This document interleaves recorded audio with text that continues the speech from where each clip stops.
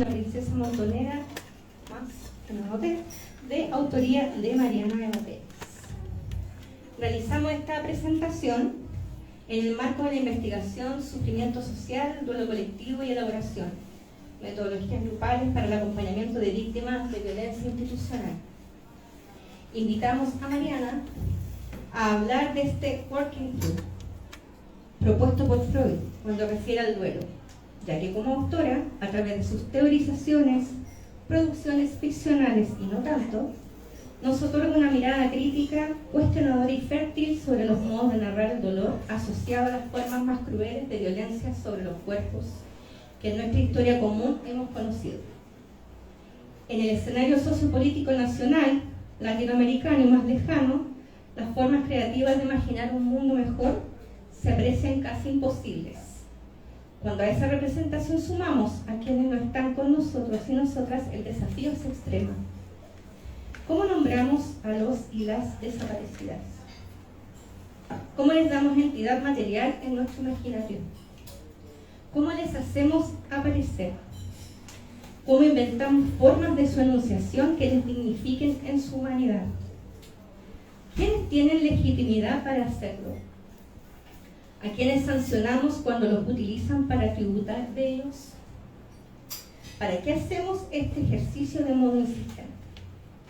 Nos parece que los trabajos de Mariana, que Mariana nos comparte, abordan estas preguntas al dar cuenta de narrativas que les denuncian y sitúan en la escena social, interrogando cristalizaciones y sentidos arraigados. Para profundizar en esta mirada, hemos invitado a quienes podían reflexionar sobre estas preguntas.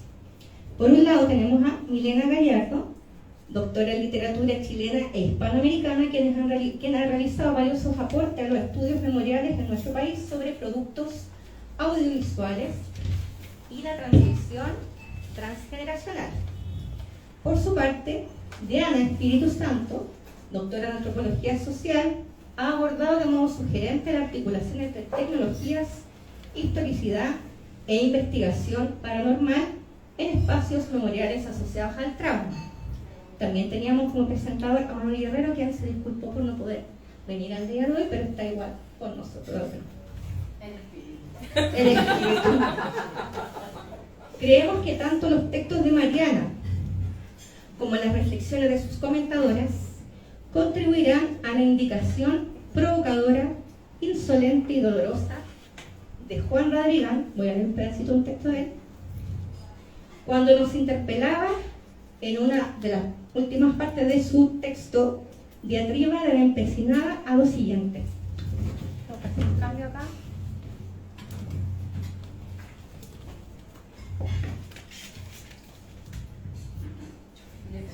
Dice así. Oh Zeus, ¿quién hubiera imaginado este país de carnaval? Esta demente vitrina de ídolos desechables, de torvas impunidades y de tetas y traseros ofrecidos al mejor postor. Oh Zeus, ¿por qué nos tratas como a parientes que han perdido la razón?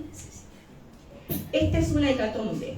La vergüenza de estar vivos ya es insoportable. El hedor de esta sociedad que agoniza no respeta ninguna puerta, ninguna pared. Todo sucumbe a la hediondez. Hay que traer de vuelta al desaparecido contra vientos y mareas. No se puede perder ni un minuto más. Si está herido, lo curaremos. Si está muerto, lo resucitaremos. Pero no tiene por qué andar hueando donde el diablo perdió el poncho. Explíquenle bien el asunto, entenderá. Por mi parte, nunca le perdonaré que se haya ido cuando más lo necesitaba, pero no le digan eso. Además, no sé si es cierto, si todo estuviera perdido, yo no estaría aquí puteándolo. Y es preciso convenir también en que nosotros somos los culpables de su ausencia. Inventamos la ternura y luego el cuchillo. Proclamamos la esperanza, la paz, la justicia y después somos sus imperturbables verdugos. Pues sigue más. Las paso a Milena y Diana. Empecemos con Diana, luego Milena, luego dar espacio a las palabras que pueda decir Mariana y luego lo que pueda indicar.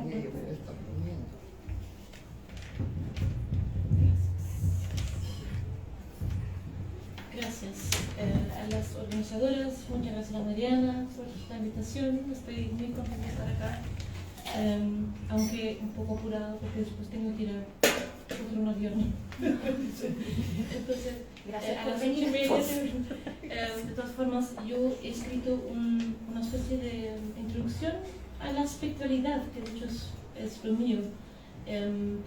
No entiendo tanto de teatro, aunque como le había hecho a Mariana y a Miguel, acabo de hacer un curso por Coursera con Richard Schechner de teatro, súper bueno, de performance, perdón. Entonces esto va a ser una especie de introducción a la espectralidad. Yo voy a leer. Ya es habitual observar que los lugares traumatizados producen espectros o fantasmas que no descansan en paz. Mariana Eva Pérez es citada diciendo que durante la dictadura el poder puso en marcha una biopolítica de producción de espectros. La desaparición de personas a lugares desconocidos para torturarlas y asesinarlas, así como la desaparición de sus cuerpos tras y después de la muerte, crea un vacío de desconocimiento que paraliza la capacidad de las personas de vivir y generar espacios-tiempos funcionales.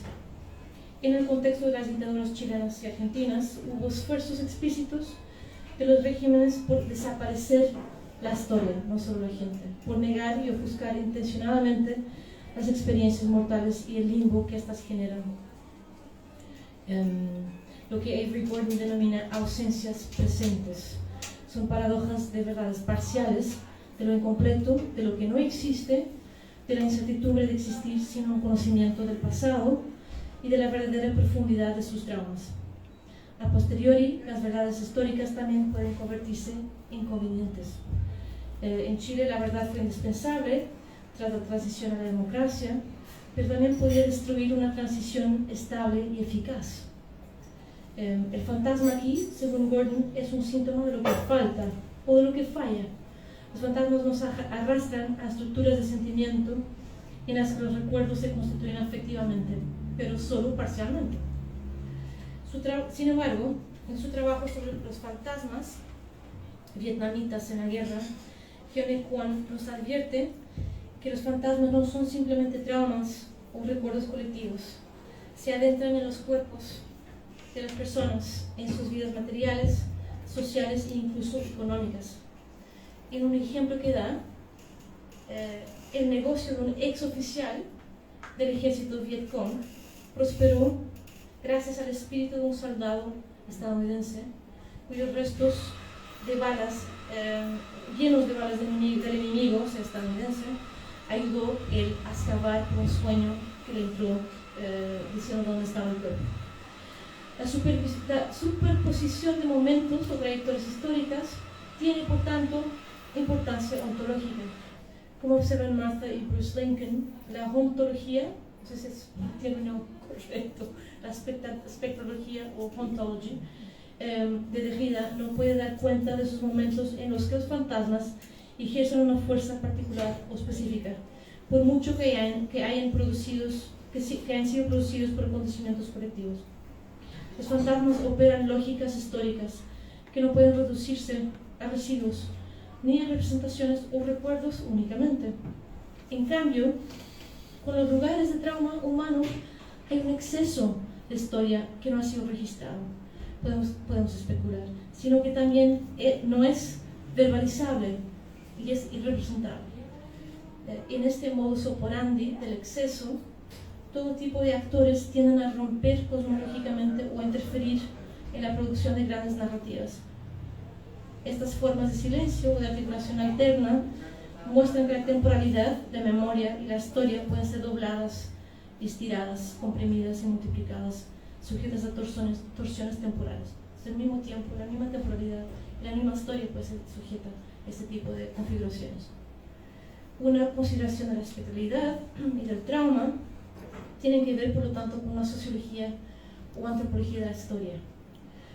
En el psicoanálisis, dicen Ansi y Lambeck, se excavan capas, se levantan velos, se quitan pantallas, como si la memoria fuera algo ya existente bajo el umbral de la conciencia. Pero según los autores, La mejor forma de ver la memoria es como práctica, no como objeto de nuestra mirada. La memoria, dicen ellos, es como el acto de mirar y los objetos que genera este acto de mirar. La antropología de la historia es importante porque no podemos quedarnos sentados en el pasado, mirándolo de una forma estática. El horizonte futuro se construye a medida de que el presente se reconfigura en términos de sus propias trayectorias. Lo histórico, como sugiere Don Hagelman, no es simplemente otro lugar etnográfico, otro contenedor aristotélico de diversos sucesos o cosas puestas en conjunto entre sí. Lo que él llama la temporalidad de la historia no es un trasfondo para el presente o el futuro. Más bien podríamos pensar que está incrustada en la dirección de una forma social de movimiento cambiante y emergente. Estas formas sociales no son secuenciales ni causales, sino que exhiben interioridades diversas, complejas o profundas, como diría Hamelin. Tal vez, continúa, lo único que define la estructura, la institución, la comunidad y otros conceptos de ordenamiento social es el movimiento mismo de sus tiempos anteriores a diferentes velocidades e intensidades. Y aquí les pido disculpas por la conceptualidad. Podemos plantear la hipótesis con Hagelman de que algunas formas de experimentar el tiempo, la temporalidad de la historia, tienen más profundidad que otras. Y no estoy hablando solamente de profundidad emocional, estoy hablando de profundidad que es el tiempo mismo que se curva hacia adentro. Esto significaría que el tiempo se curva, como acabo de decir, porque el pasado tiene cualidades cambiantes. Pero el tiempo es profundidad, insiste Hagelman, son inseparables. Si el tiempo no fuera profundo, entonces el tiempo existiría solo como una métrica de paso cronológico. La existencia como forma social es en sí mismo profundamente temporal. La forma social es por sí mismo una forma temporal. Esas profundidades se pueden desglosar en las formas de revivir el pasado traumático de dictadura, pero también a través del arte performativo, de la obra de teatro, o de la misma actuación o de la ficción. Junto con su vecino Chile, Argentina vio una dictadura militar fascista, apoyada por los Estados Unidos, que hizo desaparecer, torturar y asesinaron a unas 40.000 personas, la mayoría en circunstancias similares a las de Chile. Los métodos utilizados por la CID, Secretaría de Inteligencia de Argentina, para aprender, detener, torturar, matar a opositores políticos y disponer sus cadáveres fueron en su mayoría aprendidos de la DINA, Dirección de Inteligencia Nacional, de Pinochet, criada en 73.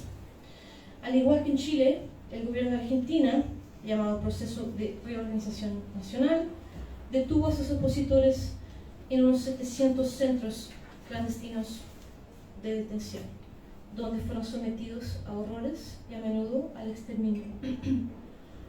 La mamá de la dramaturga y escritora Mariana Pérez fue detenida y desapareció en uno de sus centros de detención, pero en uno de los más notorios, que fue la ESMA, Escuela de Mecánica de la Armada, hoy un museo memorial. Desaparecidos vivos es como los familiares de sus víctimas entienden la categoría que les corresponde. Víctimas de la violencia insuperable que se perpetúa en este y otros lugares de tortura y muerte.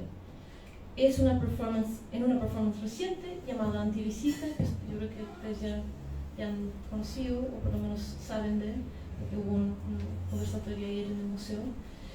Mariana, junto a sus colaboradores, su prima, la coreógrafa Laura Calvás, el antropólogo Miguel del Granti, reflexiona sobre las resonancias espectrales del edificio donde fueron asesinadas 5.000 personas. Aunque la performance se desarrolla en un espacio que imita, pero no es la ESMA, ¿cierto? Mariana comienza explicando, yo vi el video de YouTube, que tanto su madre como su padre siguen siendo desaparecidos. Pero no se trata de una visita aislada, es la performance de una sobreviviente atormentada por un espacio que ha sido resignificado por el Estado como sitio de memoria. Dentro de lo que fue el salón de recreo de la ESMA, Mariana comenta, hay muchas historias fantásticas sobre la ESMA. Cuando uno pregunta por ellas, las niegan, pero luego te las cuentan. Los trabajadores de seguridad hablan sobre todo de la aparición de una mujer o una niña vestida de blanco. A veces su ropa blanca está manchada de sangre. No es una aparición reciente. En la época en que este edificio funcionaba como escuela mecánica del ejército, se la vio cerca de los puestos de observación. Un estudiante se suicidó. Mientras los visitantes suben al tercer piso, Mariana les advierte sobre las marcas en las escaleras de madera y mármol que dejaron los grilletes de los prisioneros encapuchados o con los ojos vendados, que fueron llevados desde los pisos superiores al sótano para ser torturados y luego de regreso. En su libro Fantasmas en escena, Teatro de Desaparición, Mariana sostiene que en su juego final de terror el Estado militar empleó una forma de biopolítica destinada a la producción de fantasmas, de personas en limbo entre la vida y la muerte, ni aquí ni allá. La desaparición cría este vacío, la incapacidad de quedarse o irse, y lo que es más importante, de sanar la herida. Lo que Mariana Eva Pérez ha hecho con Antivisita es establecer un escenario performativo que, como sugiere Diana Taylor, establece posibilidades, formas de concebir el conflicto o la resolución, pero también estructura nuestra comprensión, revela fantasmas, acecha nuestro presente y suscita, reactiva viejos dramas. Eso es entre comillas, es una cita. En algunos casos, dice Eva Pérez, la performance implica un fantasma, esa visualización que continúa actuando políticamente incluso cuando excede lo viviente.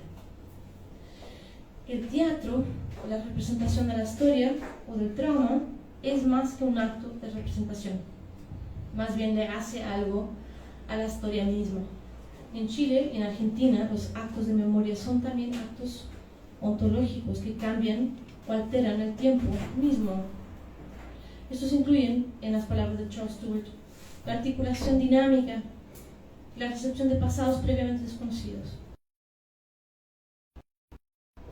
En el caso de Stewart, él trabaja en una isla griega, donde los habitantes en principios del siglo XX tenían sueños sobre dónde estaba enterrada unas estatuas de la Virgen, y ahí de hecho estaban enterrados. Entonces eso fue como una especie de cosa premonitoria. Como dice Diana Taylor, la performance es una práctica de invocación casi mágica. El teatro existe en el aquí y ahora, la performance existe en el presente. Puede conjurar el pasado, pero lo hace de un modo que cambia su esencia para quienes lo experimentan. A primera vista, la representación del trauma se basa en cronotopos de momentos históricos concretos. Bakhtin, que escribió sobre las formas del tiempo y los géneros escritos, dijo que los cronotopos son marcos temporales y espaciales de la experiencia subjetiva. Trabajando en el oriente de Cuba, Cristina Wirtz analiza cómo estas pueden ser espacios temporales en relación con la negritud, por ejemplo, que puede ser releída. La negritud puede ser releída a través de las performances y del folclore. Ella sostiene que la negritud se emplea de forma heterogénea para producir una multiplicidad cronotópica. Sin embargo, la representación del trauma se basa más allá de un cronotopo. Como dije antes, hay un exceso difícil de definir y hay que dejarlo como tal.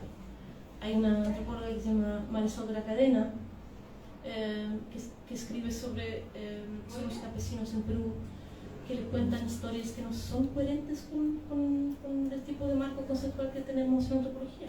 Entonces, esta idea de quedarse con el exceso y de mantener una especie de diálogo productivo con el no conocimiento, y yo creo que es muy interesante para nosotros. Y yo creo que también se aplica al trauma, porque el trauma no es una cosa, es imposible definirlo. Entonces, tanto en Chile como en Argentina, la historia cobra sentido a través de las yuxtaposiciones últimas de los estratos de la memoria. Estas incómodas yuxtaposiciones necesitan el trabajo del cuerpo afectivo, no solo individual, pero colectivo.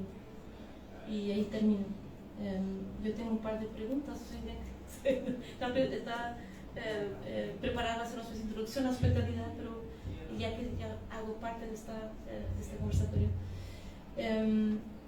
yo te admiro mucho, Mariana, porque en efecto tú logras, entonces no sé si me puedes dar una idea de cómo es que tú oscilas entre esta parte tuya afectiva, esta parte incorporada, este sufrimiento que es parte de tu cuerpo, y lo conceptual, lo mental, lo académico, si es una oscilación, si son dos caras de la misma moneda, ¿cómo es que lidias con eso? Y la segunda, bueno, que ver con esto, ya que ahora entiendo quién es Brecht, después de su performance, ¿tú tienes que tener una posición brechtiana en relación a esto? ¿Estar como que adentro y afuera? Eso es mi pregunta. Voy a contestar porque como dijimos, Diana se va a ir rápido, entonces no quisiera que queden colgadas las preguntas. ¿Cómo lidio con eso? Mal. La respuesta es muy sencilla, mal. Pasa lo siguiente. No, mentira. Te lo digo con un caso práctico. Hace 2 días que no puedo comer prácticamente, que no me entra la comida en el estómago, y mientras tanto la cabeza sigue funcionando, damos el taller, damos la conferencia, vengo acá, y yo no digo que hace 2 días que no puedo comer, ustedes no se enteran, pero bueno, el cuerpo va marcando que todo esto tiene un costo, que es difícil, me hace acordar el cuerpo, y creo que está bien que me haga acordar de esto, porque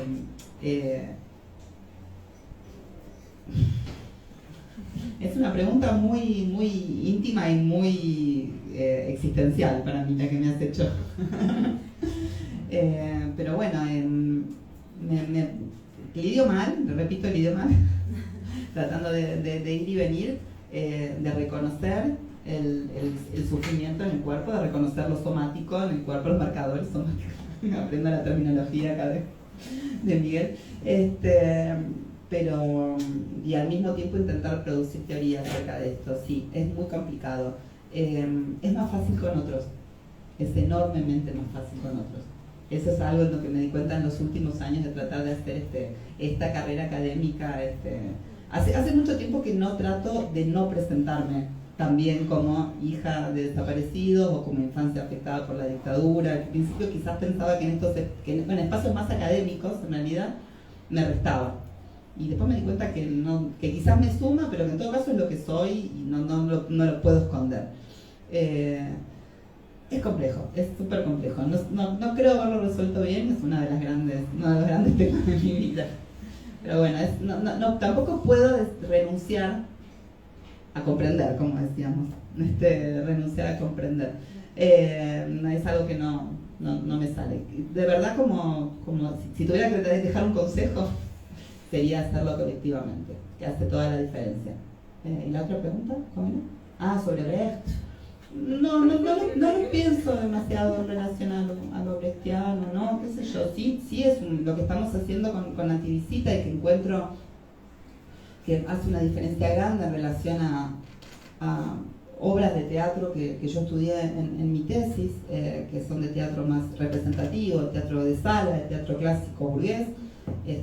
Encuentro que esta performance que estamos haciendo justamente tiene esta potencialidad de lo que vos decías, de que todos juntos los que participamos, al principio hay como una división de performers y público, pero que se difumina un poco al final, estamos modificando el pasado. Me gusta esa sensación.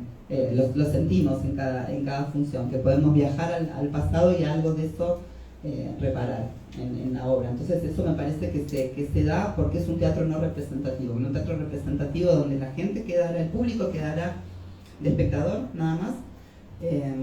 Estas no son palabras mías, sino de mi directora Lorena Bercero. Es un teatro que tranquiliza a la clase media que lo consume, que se ve proyectada ahí en el escenario, que se ve validada en su ideología, y que se va después de ahí a comer, a tomar algo, y se vuelve a casa contento. Y bueno, y creemos que esta propuesta va en otro sentido, que va en sentido justamente de todos juntos vayamos a modificar algo de ese pasado que no nos deja en paz. ¿Qué pasó a Milena? ¿Qué preguntas me hacen?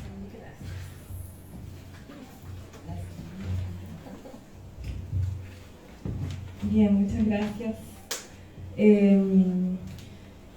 Ya, yo me sumo a este espacio con entusiasmo y con agradecimiento.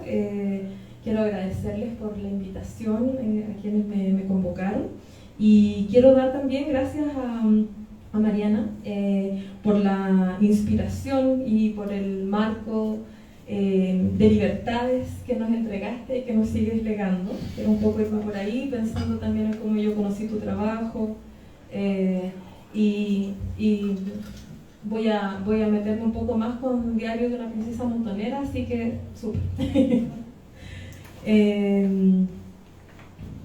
Bueno, pensaba en estas libertades, ¿cierto? Que creo que nos ayudaron a disputar el sentido crítico al interior de un debate académico que para el 2010, 2012, que es cierto, cuando se publica el Diario de una princesa montonera, todavía se mostraba demasiado estrecho y demasiado eurocéntrico también, como para amparar, pensaba, quienes llegábamos a la investigación académica con preguntas que eran aparentemente personales y que sin embargo requerían, exigían ciertas respuestas que son colectivas. Me reconozco entonces como una de aquellas muchas hijas que crecimos bajo tu pluma y admirando tu destreza escritural, así que quería agradecerte ahora que tengo la oportunidad.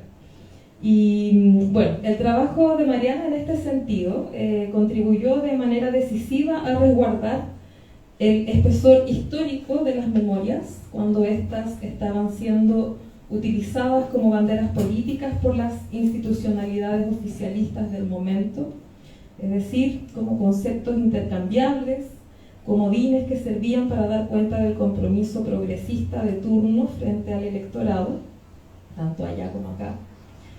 Se trató de la habilitación de un campo de legibilidad y de reconocimiento, ya no para la emergencia de las voces de los hijos e hijas de, sino justamente para lo contrario, la aparición de subjetividades autónomas que formaron parte de la historia política reciente con sus experiencias y puntos de vista particulares, en tanto niños, niñas y o jóvenes afectados, ¿cierto?, por la dictadura de distintas maneras. Reponer ese derecho básico a ser vistos, vistas como sujetos políticos, significó contar ahora con una identidad en el sentido en que la define Stuart Hall cuando señala: uso identidad para referirme al punto de encuentro, al punto de sutura entre, por un lado, los discursos y prácticas que buscan ponernos en lugares determinados, en tanto sujetos sociales, hijos de, en este caso, y por otro, los procesos que producen subjetividades y nos transforman en sujetos susceptibles de decirnos a nosotros mismos. Identidades entonces entendidas como puntos de adhesión temporaria que nos van a permitir hacer política sin casarnos con nadie. El trabajo de Mariana, tanto en su diario como en su libro reciente, resultado de su tesis doctoral, Fantasmas en Escena, avanza todavía más allá y no solo nos ofrece un marco de liberación, sino que además nos muestra la arquitectura profunda de la palabra y del lenguaje poético puesto al servicio de la transformación social. En este sentido, nos invita también a reflexionar sobre la relación entre la investigación, la producción creativa y el activismo, o dicho de otro modo, sobre la capacidad del arte de interrogar e interpelar críticamente el presente desde una multiplicidad de lenguajes y materialidades que desplazan las convenciones en torno a la producción del conocimiento. En ambos textos, que hoy tenemos el lujo de conocer y a los que podemos acceder, porque en realidad no circulan acá, ¿cierto?, en ninguna parte, así que es el momento, observamos un manejo cuidadoso y un conocimiento acabado de las estrategias expresivas y los modos compositivos de los discursos. Pero me centraré en el diario de una princesa montonera, pues alojo su recuerdo con especial cariño y no quisiera dejar pasar esta ocasión para poner ese afecto en palabras. Voy a retomar varias ideas que trabajé junto a Karen Saban en un artículo hace unos años atrás sobre afectos y memorias en obras, producciones culturales de hijos e hijas entre los que está el diario y también el documental de Manuel que iba a estar, así que me acordé también de eso. Bueno, uno de los recursos que me parece más atractivo y útil para la construcción de un relato sobre afectos complejos, como son los que se desarrollan en esta obra, es el humor. Este puede considerarse un afecto en sí mismo, en el sentido de la definición de Atkinson y Richardson, es decir, una respuesta frente al estímulo del dolor. En Diario de una princesa montonera, la autora enfrenta estos dos afectos con una ficción híbrida, mezcla de novela, diario íntimo, blog, testimonio y autobiografía, para reflexionar sobre su propia infancia huérfana y su adolescencia como militante en organizaciones de derechos humanos. Con autoironía, esta narradora, que se nombra niña precoz de los derechos humanos, esta, comillas, militonta que fui, emprende a través de este texto, como en un Bildungsroman, al revés, el camino de regreso. Si el camino de ida fue haber cumplido con todo lo que indica el protocolo para una hija de desaparecidos modelo, a través de la escritura del blog novela, la narradora se desprende de un pasado sufriente y de la imposición de responsabilizarse por ese pasado a través de la formación militante para encontrar nuevos caminos más auténticos, mediados y propios para lidiar con el dolor. El pasado se le había venido encima y su carga se reproduce gráficamente en el texto con frases que se transcriben sin pausas ni espacios, a lo sumo unidas por guiones como rótulos en su vida. Compañeros detenidos, desaparecidos y asesinados. Gustavo, su hermano recuperado, localizado en 2000, restituido en 2004. Mi abuela que me crió. La cercanía e identificación extremas de ese pasado o con ese pasado hacen imposible seguir viviendo. Tras una fiesta de la organización Hijos, en la que termina borracha y con 2 días de resaca vomitando historia, se pone a dieta con una decisión inaudita: tomar distancia al decidir no reaccionar ante el correo solícito de un hombre que habría conocido a su padre y que quiere encontrarse con ella para contarle su historia. Más tarde, abandonar la asociación en que milita, salir del país para hacer un doctorado, publicar el Diario de una princesa montonera, son actos de irreverencia con los que empezará a poner distancia respecto del pasado. Muchos de los capítulos del libro consisten en mensajes de correos electrónicos. En uno de ellos, destinado a una de las vecinas de Almagro, que está organizando la acción de las baldosas conmemorativas para poner en las veredas frente a las casas de las cuales fueron secuestrados algunos compañeros del barrio, la narradora del diario tiene la voluntad de recordarle ciertos datos acerca de sus padres. Así va acotando entre paréntesis pensamientos que por supuesto quedan elididos del mensaje original, pero en cambio comparte con el lector. Se trata de un subtexto no dicho y de carácter personal, que por su carga angustiante es la contracara de la comunicación fútil y amigable típica del género mail. Allí leemos que también la protagonista, no solo su madre, fue secuestrada a los 15 meses de edad de esa casa de Almagro y mantenida durante horas en alguna comisaría antes de que fuera entregada a su familia paterna. ¿Necesitan alguna información más? Paréntesis. Yo sí, toda. Necesito saber qué les hicieron, dónde, cuándo, no tanto quiénes, ellos no me importan, pero mis viejos sí. Cada cosa que les pasó, todo, aunque sea terrible, aunque no duerman nunca más, porque si no lo sé, si nadie lo sabe, están tan pero tan solos en su no muerte. El capítulo, que no titula el asunto del mensaje, pero sí enmarca el correo como paratexto, se llama Refresco y alude tanto al objetivo de hacer de ayuda a memoria para la destinataria como a la gaseosa burbujeante que tiene el fin de refrescar la memoria. También en el sentido de que calme una sed antigua, pero para hacerla liviana. Si las pesadillas que impedirían dormir llevan el sello del lugar de memoria por antonomasia de la democracia argentina, esa institución que erige el nunca más y la incertidumbre acerca del destino de sus padres es una carga insoportable, Entonces, la necesidad de recordar o de saber es tan urgente como la del olvido. Esta contradicción es la que da a su vez forma a afectos encontrados, violentos, aparentemente insolubles, salvo que sea con el gesto de la distancia irónica. Reírse de sí misma, no tomarse tan en serio, es una opción estética y ética. El uso de las fotos trucadas e insertas en el libro cual ilustraciones de un cuento infantil son uno de los recursos para quebrar con la solemnidad del gesto conmemorativo más corriente en las narraciones o los discursos acerca de los desaparecidos.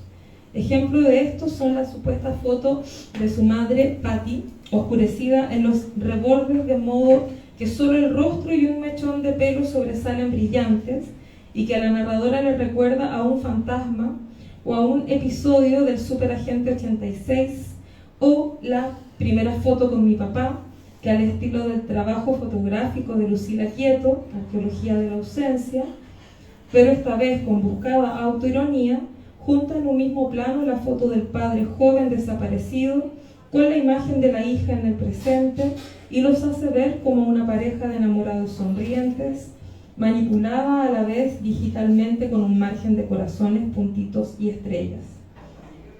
La remisión a los espíritus, las princesas y a los castillos construye además una subtrama siniestra que va muy a tono con la historia de primer nivel que se relata, la de la búsqueda y conjuro de los padres desaparecidos en su memoria.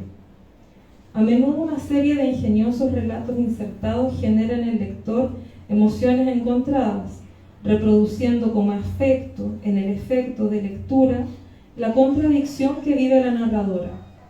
Así habría que distinguir entre los afectos que derivan en emociones que buscan ser representadas, dolor, odio, impotencia, rabia, entre la elaboración estética que se les da en el diario como procedimientos narrativos. Ahí el humor, el terror serían ciertas claves estéticas importantes, y los que son generados por la obra a nivel de la recepción. Otro intertexto genérico del que se sirve para expresar estas emociones violentas contenidas con ironía es el de la película de acción o de terror. En la escena en la cual la narradora presencia uno de los juicios orales y públicos a Astiz y a otros represores, ella teje e imagina que en sus manos las agujas son armas. Entonces tiene un sueño diurno en el que pasa al acto, un acto de justicia por mano propia que a comienzos de los 2000 era todavía propio de una trama ficcional más que del orden de lo fáctico. Comillas, se abalanza sobre él, enarbolando la aguja de crochet de su abuela y se la clava en la yugular, a él, al penitenciario, al empleado del juzgado, a 1 o 2 mil policías, a los curas de la iglesia Stella Maris que intentan exorcizarla mientras ella vomita historia para todos lados en medio de un estanque de sangre. Odio, euforia, violencia, impotencia, rabia y luego carcajada, profunda tristeza, dolor son algunas de las emociones que el lector compromete con la lectura de este pasaje, como con cualquier película taquillera de Hollywood en la que muere el villano a manos de un héroe al estilo Rambo. La exaltación de los sentimientos no solo se produce ante los represores. El miedo y el amor, el desprecio y la ternura, la dependencia emocional, la necesidad de liberación, son sentimientos encontrados respecto de sus padres y su destino, que se proyectan sobre el personaje del nene, un ex detenido y sobreviviente, jefe de la narradora en una organización de derechos humanos que queda anónima, figura ambigua en el diario, que a veces la protege y la ayuda, y otras la explota y chantajea, y a quien la princesa le entrega su corazón, comillas, porque tiene un hambre insaciable de padre. Los sentimientos en eclosión por causa de los afectos involucrados se hacen patentes también cuando tras la muerte de su abuela argentina, con quien se había criado, sueña que pierde las cenizas, o cuando descubre una paloma horrible en su balcón, comillas, vieja de ojos profundos, prendida de la baranda con todas las fuerzas que le quedan, a quien no consigue espantar. Tengo miedo de que se muera o de tener que matarla. concluye sobre este símbolo, paloma mensajera del pasado, que trae consigo la muerte. La filiación paradojal es una zona de afectos confusos y dislocados.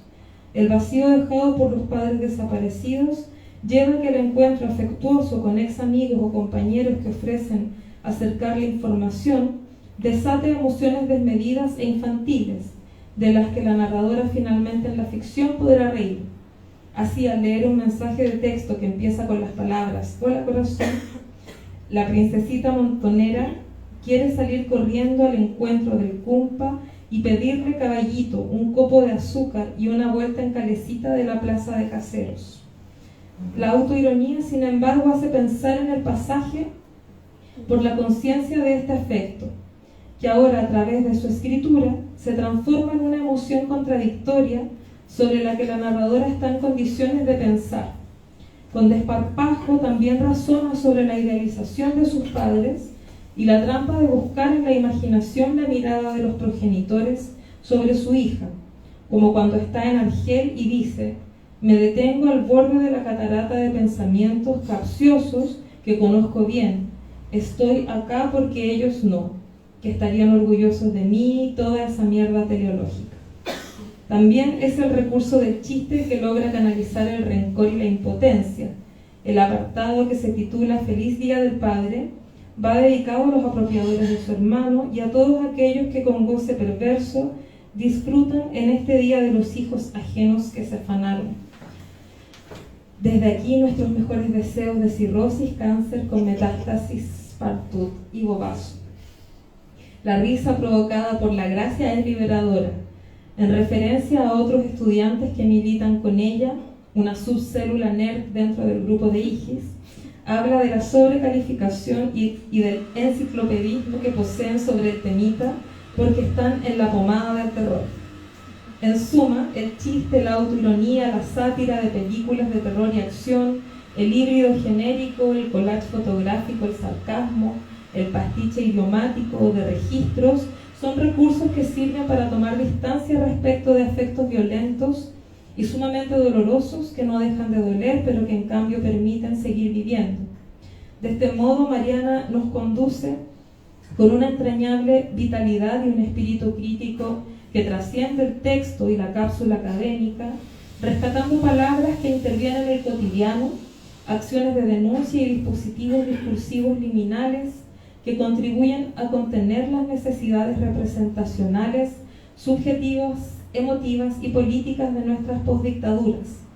De este modo, a través de lecciones temáticas y formales, su trabajo sostiene y amplifica los conflictos sociales y se inserta en lo que comprendo como un extenso proceso de acumulación y acoplamiento de esfuerzos elaborativos, simbólicos y expresivos que mediante distintas representaciones culturales e hitos sociales han ido creando contextos de escucha y dando lenguaje a una amplia gama de experiencias vitales y afectos complejos ligados con la actualidad de la violencia política, la instalación de los modelos neoliberales y la impunidad que ha garantizado su continuidad. Este trabajo, junto a muchos otros que han participado de estos hitos, de este proceso, inciden así en la reparación individual, familiar y social, desembocando en medio del caudal de fuerzas políticas y malestares latentes en el complejo proceso de repolitización actual. Este paulatino e intenso trabajo de recomposición de imaginarios y tejidos sociales a través del lenguaje, liderado por activistas, trabajadores de la memoria, colectivos feministas, artistas y una parte importante de la sociedad movilizada, ha habilitado diálogos intergeneracionales históricamente obstruidos por las secuelas de la violencia estatal, patriarcal y colonial. Ello, a su vez, facilita y potencia la emergencia de relatos sobre las luchas históricas ancladas en pensamientos críticos y emancipadores, entre los cuales los feminismos y la resistencia antidictatorial resultan centrales por medio de la activación de memorias, genealogías y debates provenientes del pasado que hasta el momento circulaban de manera subterránea o latente, sin una figuración tan clara en el espacio público.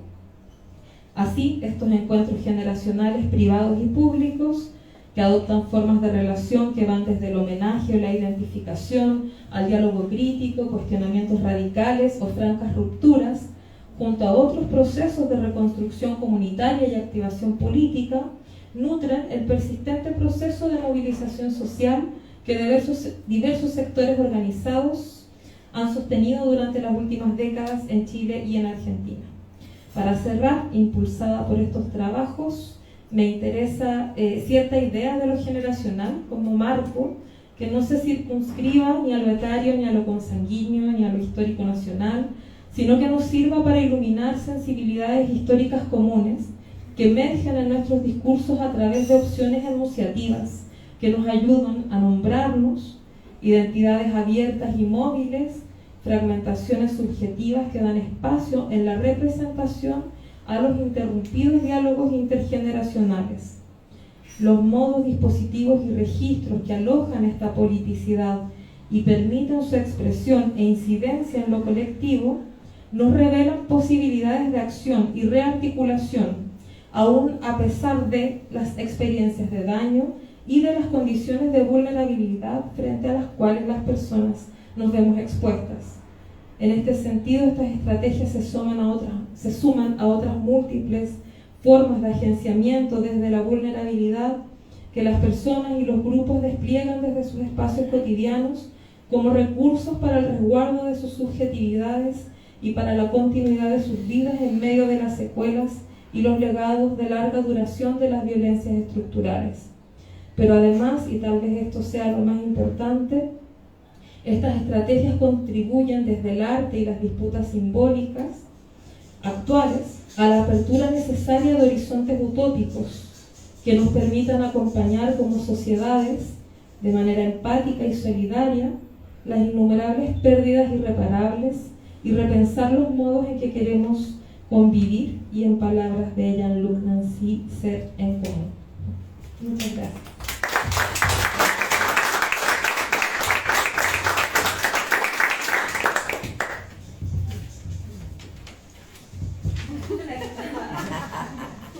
Tengo que hablar, bueno. No tenía nada preparado porque además como iban a ser 3 comentadores me parecía como un exceso y estaba como más para que haya preguntas, excesos, ¿no? Pero bueno, vamos a tener que improvisar algo. En primer lugar les agradezco un montón los textos que trajeron, las ideas que presentaron, quedó bien complementario, quedó genial. Y me sirve un montón todo lo que dijeron. Realmente me tomo este viaje y estos encuentros exactamente en el sentido que lo decías vos, como estas instancias que nos permiten, no solo, o sea, la memoria en función de reactivarnos, de removilizarnos y de recuperar aquello que explica por qué pasó lo que pasó y que no es solamente el horror, que es simplemente el modo de ejecución de esa, ¿cómo decirlo? Bueno, ese modo de ejecución, sino lo que venía antes, ¿no? Los procesos políticos previos y justamente lo que se intenta borrar y resulta especialmente... Ay, estoy que me doy pie con bola con el discurso, perdón. Ya voy a enganchar. Yo empiezo así, empiezo carreteando y después levanto. No, pero es que resulta realmente muy, muy perturbador lo que estamos viviendo en Argentina, por lo menos en este momento, donde estamos de nuevo en el 2001, de nuevo en los 90 y de nuevo en la dictadura, pero no porque haya desapariciones, sino justamente porque lo que hay es el neoliberalismo y la reimplantación una y otra vez de este modelo neoliberal que siento que es de lo que no estamos hablando lo suficiente y que agradezco que lo hayan traído hoy. Porque realmente el horror creo que consigue a veces su objetivo, ¿no? de atrapar nuestra mirada, de nuestra atención y de impedirnos ver aquellos otros procesos previos que le dan sentido a aquello que pasó, a los procesos represivos. Es difícil volver sobre estos textos en este momento, lo comentábamos con Miguel en relación a Antivisita, esta obra que estrenamos en 2022, y como mientras la ensayábamos y en el momento que la estrenábamos todavía teníamos la sospecha de que estábamos siendo un poco melancólicos o anacrónicos, o que bueno, en todo caso veníamos a rizar el rizo de la memoria, y de pronto tenemos una obra de denuncia. Tenemos una obra que vuelve a denunciar, que sigue denunciando que en la ESMA se cometieron partos de detenidas embarazadas, que se robaron niños, y decimos ESMA por decir todo un poco, ¿no? Que en Argentina pasó esto, sin haberle cambiado nada del texto. La obra cambió completamente porque el contexto la cambió. Entonces no sé, quedo acá a disposición de si me quieren hacer alguna pregunta. De verdad no tengo nada preparado más allá de la emoción que me produce estar acá, estar abriendo este diálogo con Chile. Algo muy, muy demorado para mí. O sea, la primera edición de la Princesa, que es la que analizaste vos, es del 2011. La reedición del 2021 tiene 2 partes más, o sea, no es el mismo libro, que es corregido y aumentado. Hay un trabajo interesante que te voy a pasar, que es justamente sobre la temporalidad de ese libro, de Alejandra Laera. Ella trabaja como en sobre esta elección que hago de abrir el marco temporal del diario, digamos, ya en una ficción completa, pues ya no llevaba blog después, no llevé ningún diario después, pero bueno, era un poco continuar el formato y acercarlo más hasta el presente. Tiene una segunda parte que es la vida en Alemania y la maternidad, y tiene una tercera parte que es la vuelta, que es el juicio de lesa humanidad por la desaparición de los padres. Y estábamos hablando un poquito de Primo Levi y de cómo lo queremos a Primo Levi, y bueno, sí, es un poquito un homenaje, porque en el medio tengo mi tregua, que es Alemania, y después me volví a hundir. ¿Qué va a ser? Pero bueno, no, es un chiste porque la verdad es que cuando estoy acá, en estas situaciones, con ustedes, realmente queda claro lo que estamos haciendo, queda claro el sentido de cómo entendemos la memoria y para qué, y me gratifica enormemente estar acá y todo lo que dijeron, y me hace mucho bien, si puedo decirlo en términos tan personales, cuando en realidad mi esfuerzo como autora, como performer, podría decir ahora. Yo soy performer, vos sos performer,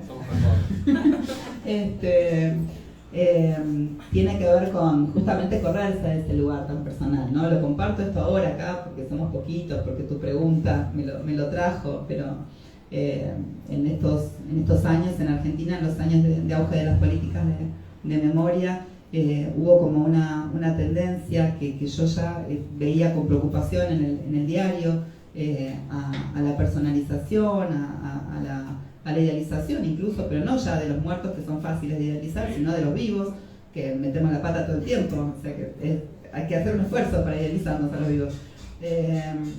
Y de verdad mi apuesta es a correrme de esos lugares testimoniales, pero que también un testimonio que se deja extractivizar, pero que al mismo tiempo obtiene algo a cambio, ¿sí? Obtiene un reconocimiento que en cierto sentido era importante, como en oposición a la estigmatización que había habido hasta ese momento, pero que bueno, que a ver, estoy tratando de pensar y de aportar pistas que nos permitan comprender el fracaso actual de la memoria en Argentina. Digo, planteémonoslo así, que es un momento de derrota, o sea, son reflujos, ¿no? Pero si no aprendemos nada de este momento en el que todo aquello que creíamos consagrado y consensuado está totalmente puesto en crisis, entonces bueno, no sé qué estamos haciendo. Entonces hay que pensar que esas cosas que yo veía en el diario con preocupación, que me burlaba un poquito, que era como esta liturgización de la memoria, que todos los actos tenían que empezar igual y terminar igual, que también tenía desaparecidos presentes ahora y siempre, y repetido, y bueno,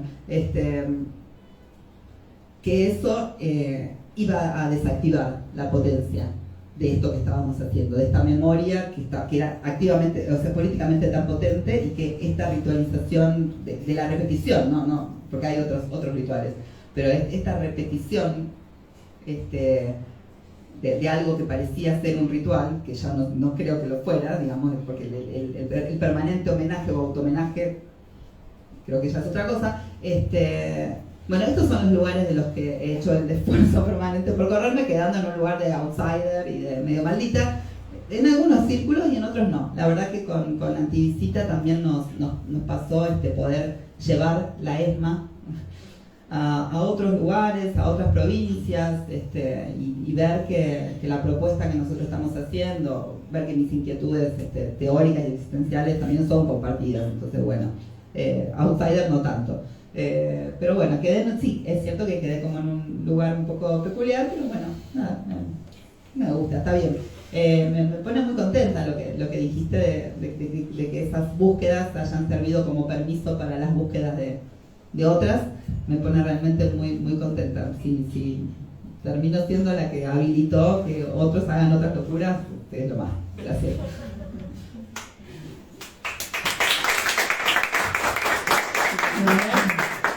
Comentarios, preguntas por parte de ustedes.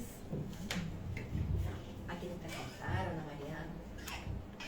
¿A Manuel? No sé. Una pregunta para Manuel. Quería saber si si en las performances que habrán hecho últimamente notaron una diferencia en cuanto y cómo la podrías describir, porque claro, como vos decís, es otra cosa de la que se lee de otra manera, se interpreta de otra manera. ¿Qué perciben ustedes de su lado? Sí. Nosotros después que termina la obra le decimos a la gente después del saludo, porque después de hacer una cosa que no se entiende bien qué es, saludamos bien teatralmente para que quede bien en claro que era una obra de teatro, que ahí pueden aplaudir, que terminó. Sí, es importante, pero ahí decimos que nos vamos a quedar un rato más desarmando una especie de altarcito que se arma en la obra, y que si quieren se pueden acercar a hablar con nosotros, y esos han sido los momentos en los que hemos tenido comentarios acerca de la situación actual en Argentina, y recuerdo especialmente en Lanús, en el conurbano bonaerense el año pasado, en marzo, una señora, ¿no?, que nos dijo, desde que ganó Milei, que estoy enferma. Eso me parece como totalmente sintética. También entró una chica a denunciar desapariciones. ¿Cómo? En Las Rivas fue, que también en La Plata, que vino una chica a denunciar. Sí, cuando estábamos en la Comisión Provincial de la Memoria, sobre el final también apareció una chica militante para contar que en esos días estaban haciendo racias en casas de militantes de izquierda y en La Plata, supuestamente buscando no sé qué cosas, digamos, cosas de hostigamiento judicial que hace este gobierno, ¿no? Que levanta causas totalmente ilegales, bueno. Entonces también era como, de pronto terminó la obra y teníamos este momento de denuncia de algo totalmente actual. Sí, es en ese momento post-obra que emergen esas cosas. Nosotros estamos disponibles para hablar de eso. Una cosita un poco más tétrica, también no. Para que se Se nos escuche, llenó. Para grabar. el público virtual. Gracias. Quería comentar algo de antivisito un poquito más tétrico de la resignificación que tuvo en los últimos años, que aparte las redes se nos llenaron de amenazas y de cosas horribles. ¿Sí te acordás? No se acuerda. A mí no me acuerdo. Porque lo tenían bloqueado, lo Lo- bloqueaste. ¿No? Lo- no me acuerdo. Sí, hubo un cambio de atención. De hecho, me acuerdo antes de las elecciones, cuando ya estaba, que había un poquito de miedo de qué onda, quién puede. En el dónde. Eso es. Claro.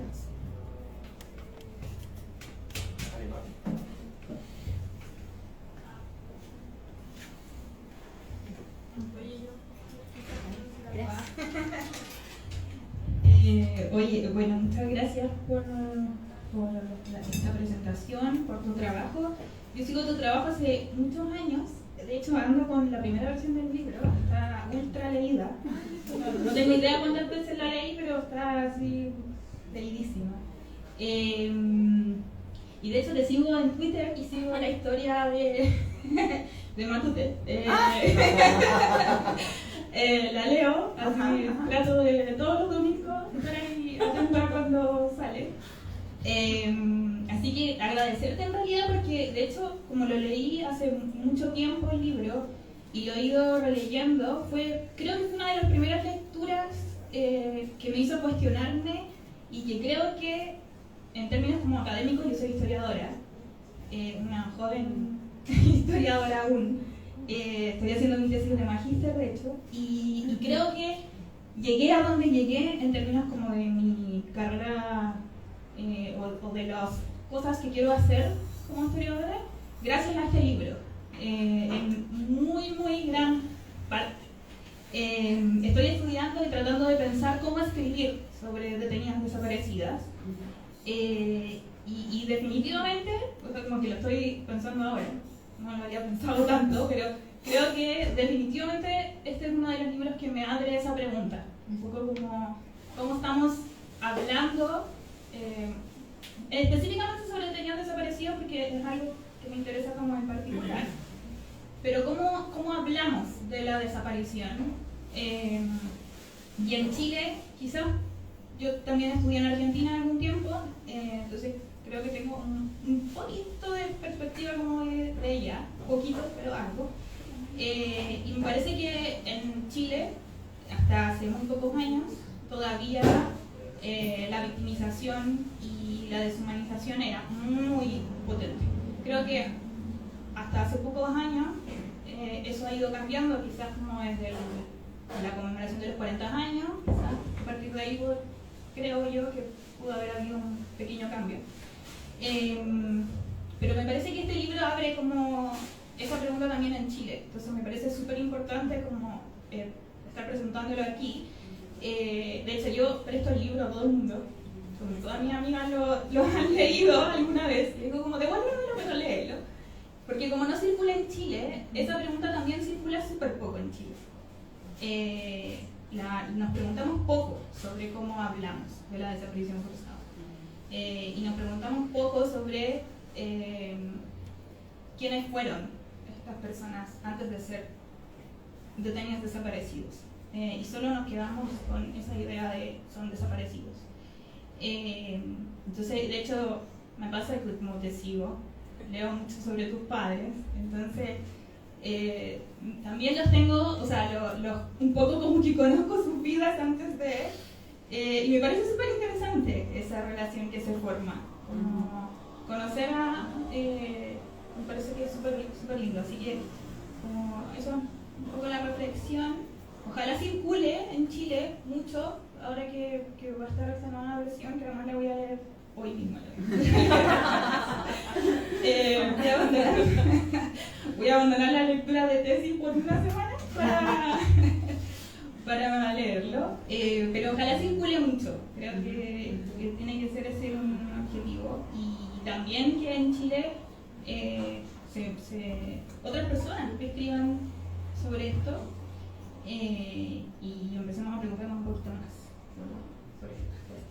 Así que eso, gracias.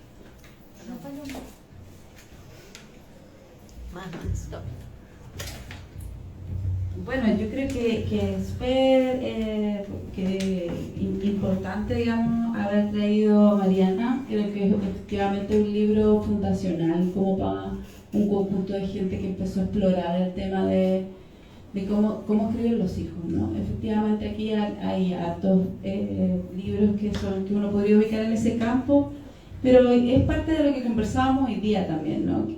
Que cuando hablábamos del tema de que es cuál es ese lugar, correrse del lugar de víctima, que parte por conceptualizar que es una víctima, ¿no? O cómo deben comportarse las víctimas.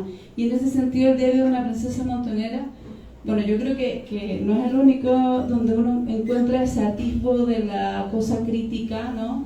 Pero que también está cargado de amor y de angustia, ¿no? Y de desespero también, ¿no?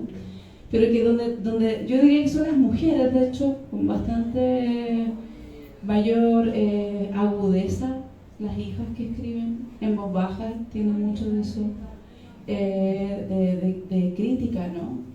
De una mirada muy desacralizadora del mundo adulto que permitió alojar justamente esa mixtura de sentimientos, ¿no? Entre la demanda por abandono, la cuestión, la admiración, la idealización, ¿no? Todos esos sentimientos que trae el diario Una princesa montonera que están ahí y que yo creo que uno puede reconocer con más o menos ironía y cinismo en varias escritoras. En Chile yo diría que está en voz baja, en Mambo también hay mucho de eso, más tierno igual, ¿no? Lo de Mambo, porque Alejandra Moffat tiene una cosa más tierna en su escritura de Mambo. Entonces hay algo ahí que yo creo que es una perspectiva también bien femenina en un punto, ¿no?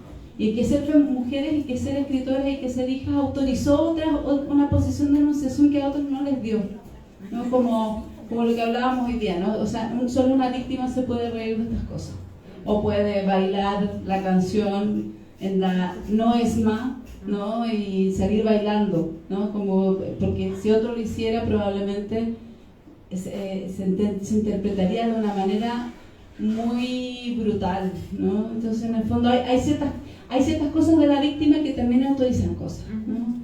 ¿Qué cosa está autorizada? Esa posición con la cual dialogas, juegas, etc. Eso.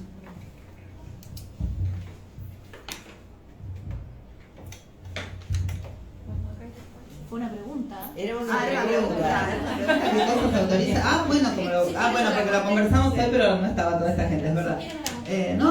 Sí, lo que yo vengo pensando hace tiempo, pero igual lo siento como un dilema que no lo puedo romper del todo yo. Yo puedo llegar hasta, digamos, amparada en el privilegio, entre comillas, que me da esta posición. Puedo autoparodiarme, puedo reírme de mis padres, puedo reírme de mis abuelas, puedo criticar la institución, aunque no la dan nombre, entonces no la critico abiertamente, un poco sí, un poco no. Y me interesaría saber en qué momento o cómo se daría ese pasaje donde yo ya puedo retirarme de esa escena y todos se siguen riendo sin mí. Quiero que llegue ese momento, no sé exactamente cómo sería. Pero yo hace tiempo que esto lo vivo como una especie de privilegio barra responsabilidad. Que bueno, como lo puedo hacer, como puedo decir estas cosas incorrectas, casi que las tengo que decir, porque yo las puedo decir. Otros no las puedo, ustedes para la piensan y no las pueden decir, entonces yo las digo, abro la conversación y entonces las decimos todos. Pero me pregunto, ¿qué pasaría si yo ya no estoy en esa escena? ¿Y cómo pasaría eso? Creo que es a lo que apuesto, a que no haga falta ya la figura de la víctima habilitando eso desde esa posición especial y como separada. En realidad hay como un deseo, me parece, de volver a ser una con esta comunidad y no estar en otro lugar que me permite o al revés, me inhabilita otras cosas. Es complicado y al mismo tiempo, porque como decíamos hoy en la mañana, al mismo tiempo esto va unido a una demanda de reconocimiento de un estatus de víctima de las infancias, que a nivel legal no tengo ninguna duda de eso. No pienso que de ahí hay que correrse de la posición de víctima, no, quiero ganar la posición de víctima, al revés. Pero bueno, sería interesante y nunca lo pronuncié así, es raro. Pero bueno, habría que separar muy bien esos dos ámbitos, el ámbito de lo legal, del derecho, de la justicia, y el ámbito de estos otros discursos sociales donde si uno se queda en esa posición, me parece que se empieza a complicar un montón de cosas.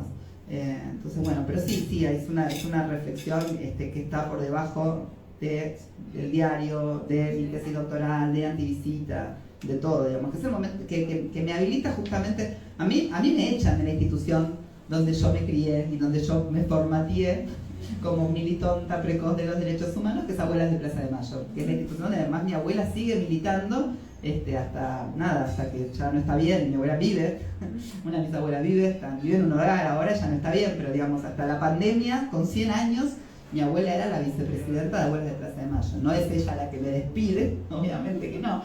Podría ser igual, pero no. Sería interesante una vuelta de tuerca interesante, pero no fue así. No, eso no le puedo reprochar, otras cosas sí, pero eso no. Entonces, a mí me hacen un favor en Abuelas, en realidad. Me hacen un favor enorme, porque yo ya no quería comportarme como se esperaba de mí en ese momento, que ya no era solamente la víctima, sino que eran estos albores del kirchnerismo, donde se esperaba una adhesión total a ese gobierno que estaba recogiendo buena parte de las demandas históricas de derechos humanos. Y yo no estaba en esa posición. Yo pensaba que había que seguir pidiendo más, porque era nuestro rol como sociedad civil, y lo otro era el poder, y entonces había que pedir, y reclamar, y exigir, y qué sé yo. Y bueno, me hicieron el favor de echarme, con lo cual quedé liberada para decir un montón de cosas y pensar un montón de cosas, y también, como decía antes, una posición de outsider nada cómoda, digamos, o sea, sin trabajo, o sea, con problemas prácticos derivados de esta situación. Puertas que se cierran, gente que no te habla más, sí, claro. Entonces, bueno, es muy hermoso que después de eso, tantos años después de eso, tener esto, donde eso que a mí me pasó y que en un momento fue súper traumático, que fue que me despidan del lugar donde yo me había criado, donde yo pensaba que tenía todavía mucho para aportar. Chao, Diana, muchas gracias. Pero voy a hacer un pequeño paréntesis para dar un abrazo a Diana, que se va. Muchísimas gracias. Después lo que leíste, me pasó lo que decía. ¿Qué estaba diciendo? La liberación. La liberación del favor que te hizo. Sí, bueno, eso. Creo que no sé si tengo que abundar mucho más. Para mí fue liberador. Yo estaba muy incómoda con esa posición de buena víctima. Lo que era en ese momento la posición de buena víctima, no me sentía del todo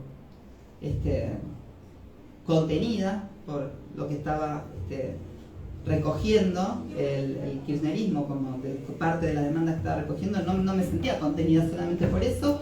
Y bueno, nada, se ve que era un personaje mucho más incómodo de lo que yo misma me he dado cuenta, porque aparte me sorprendió que me despidieran, o sea, bien estúpida. Creíste que había debate interno, que era Exactamente, no, pensé que iba a debatir con una señora que no te cambiaban ya ni la receta de la salsa de tomate, digamos, que yo quería que cambien algo en un lugar de señora de más de 80 años, bueno, no me fue bien.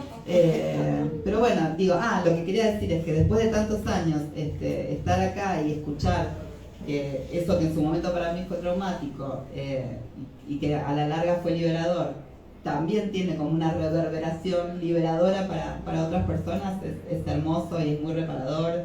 Y bueno, y me da mucha risa pensar en el villano del nene que me echó y que pensó que me desterraba de todos lados y que nunca más me iba a dar bola, y ojalá me esté viendo ahora. Me voy a triunfar porque se murió, así que me está viendo. Por lo menos está su espíritu.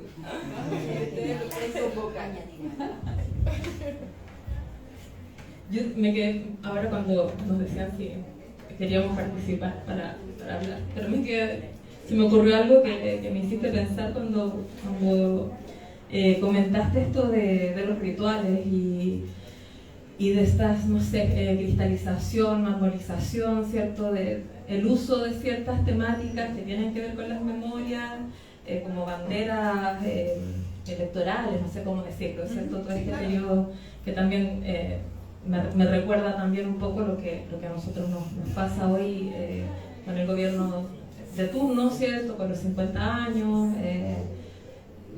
Me espejé a eso y me acordaba, me parece tan importante volver a pensar cómo los modos de hablar de esto son tan fundamentales, más allá del contenido, más allá, ¿cierto?, de las diferencias que tengamos, políticas. A propósito de, tú decías, claro, se hace la reiteración, el ritualizar el formato, ¿cierto?, del recuerdo, finalmente terminó facilitando su cooptación y bueno, y se transforma en una mercancía electoral, ¿verdad? Y yo pensaba, perdón ahí, te quiero hacer una comparación, desde un lugar que también tiene que ver con la performance. Yo también participo en un colectivo acá de performance, que lo he comentado esto mismo con la Lore Bercero, y ahora que la mencionaste ya sé cuál es la intervención de la que estaban hablando.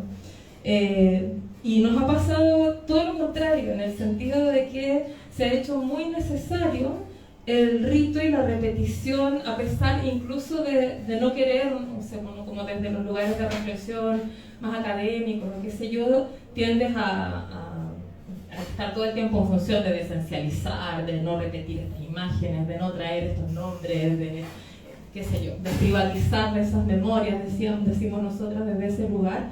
Y sin embargo, la petición, digamos, a la hora de estar en la calle, a la hora de hablar con la gente que va a estas acciones, la necesidad es la necesidad del ritual, es la necesidad de repetir. Acá nos ha pasado mucho eso, el año pasado no. Pero igual ustedes les hacen modificaciones. Sí, pero eso no son intenciones que hacemos, o sea, como es intencionado, digamos.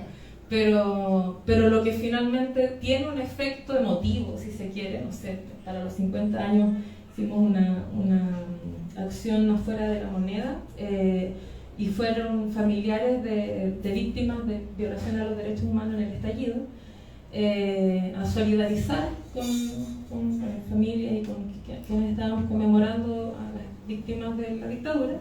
Y el gesto que permitió la comunicación entre ambas comunidades, si se quiere, eran los ritos tradicionales, digamos, ahora y siempre.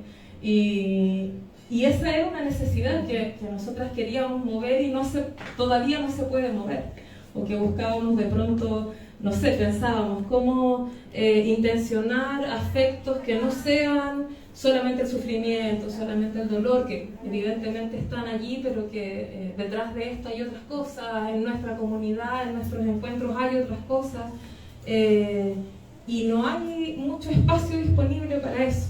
Entonces, claro, advertía ese riesgo y ahora tú dices, claro, pasamos por eso y después esto se transformó en una mercancía, lo pienso así, ¿cierto? Que es un riesgo y que finalmente el contenido es el mismo, y volver a pensar y darle vueltas al modo en que ponemos esto en circulación, las palabras, el lenguaje, es tan importante, devolver a la palabra su performatividad en lo político, ¿no? Sí, eso. Me quedo dando vueltas, me preocupo. En Anticita, que para mí es una suerte de traducción escénica